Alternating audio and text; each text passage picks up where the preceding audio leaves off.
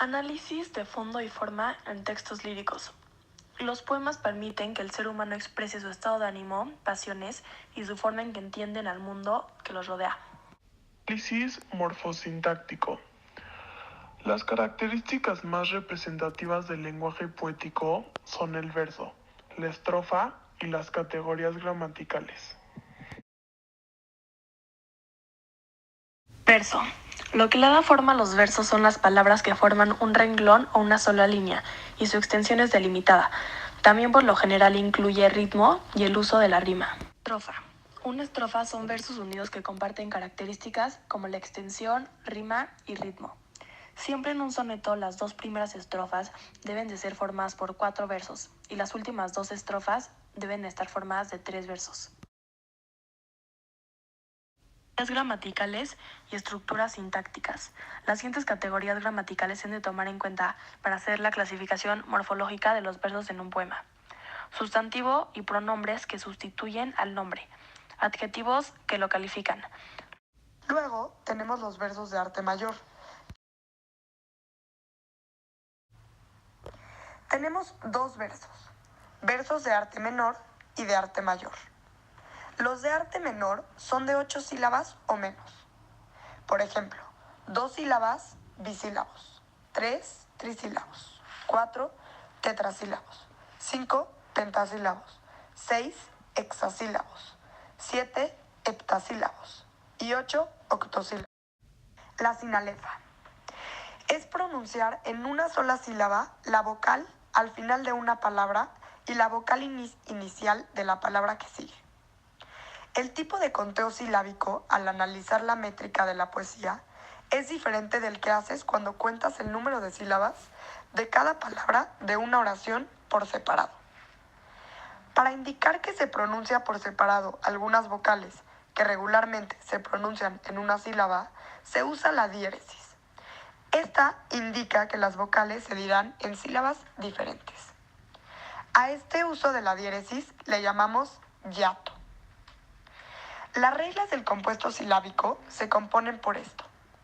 Cuando los versos acaban en una esdrújula, al total de las sílabas se le resta una sílaba. Luego, cuando terminan en una palabra grave, el conteo sigue igual. Pero cuando terminan en una palabra aguda, se le suma una sílaba.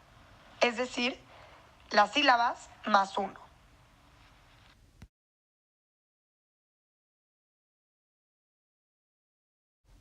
Nueve endeasílabos, 10 octosílabos, 11 endecasílabos, 12 dodecasílabos y 13 tridecasílabos, 14 tetradecasílabos o alejandrinos.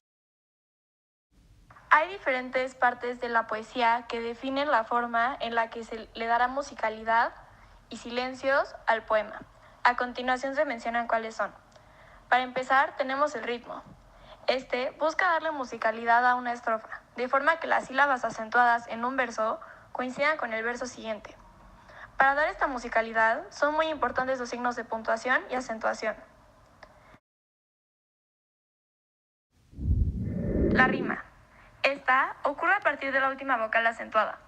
Hay rima consonante, en la que se repiten ambas vocales y consonantes, y rima sonante, en la que solo se repiten vocales.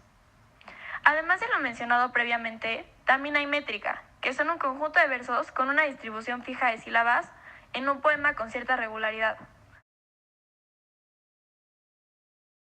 El análisis léxico, semántico y retórico se refiere a la significación del poema, a la manera mediante la cual produce un efecto, en el lenguaje como en las figuras retóricas.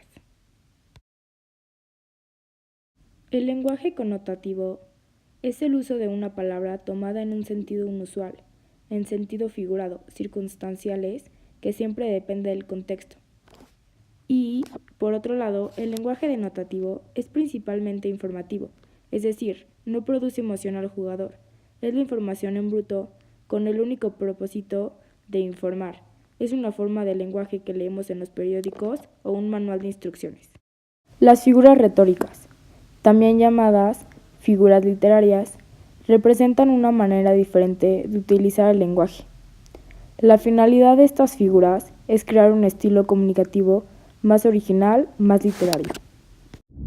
La literación es una figura retórica que consiste en la repetición de sonidos presentes en palabras contiguas o próximas. Tiene la virtud de captar la atención y provocar un efecto de musicalidad y sonoridad. El anástrofe es una figura retórica que consiste en la inversión en contacto de dos elementos sucesivos de la oración. Un tropo es la sustitución de una expresión por otra cuyo sentido es figurado. Hay otros tipos de tropos como la sinécdoque, la metonimia o el oxímoron.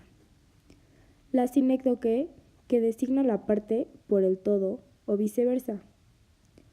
La metonimia designa un término con el nombre de otro con el que mantiene una relación de dependencia. Y por último, el oxímoron consiste en combinar dos expresiones de significado opuesto en una misma estructura con el objetivo de generar un tercer concepto con un nuevo sentido.